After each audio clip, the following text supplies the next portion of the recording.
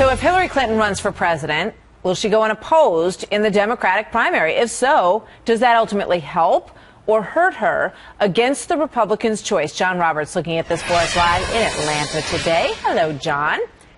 Martha, good morning to you. You know, depending on what measure you use to define the word interest, on the Republican side, there could be anywhere from 12 to 23 candidates. We've limited it to 12 here purely for the sake of space. But on the Democratic side, there's an increasing chance that there will be only one serious contender for the nomination, and that is Hillary Clinton. While her poll numbers have been slipping, still more than 60% of Democrats say she is their choice to be the nominee, and there is a real possibility that, like an incumbent president, she may run unopposed.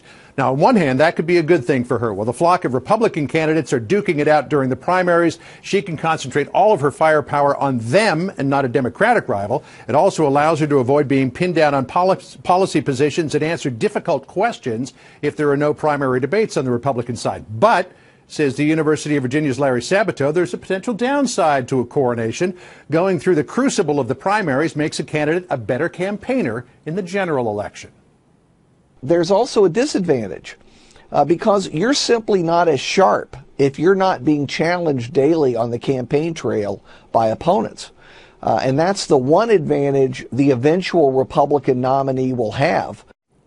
Sabato says the risk for Clinton is that she could be rusty, as he says she was during her book tour when she committed some pretty bad gaffes in the first couple of days. Remember when she said she and Bill Clinton were virtually broke after they came out of the White House? So what's the risk for Republicans? Strategists say with a field this big, there's a chance that they could be pulled so far to the right that they'll become unpalatable in a general election. Now, Martha, for historical perspective, have to go all the way back to 1960 to find a parallel to this cycle. That's when Richard Nixon virtually had it to himself in an open presidential election. But remember, he lost. Martha? Very interesting, John. Thank you.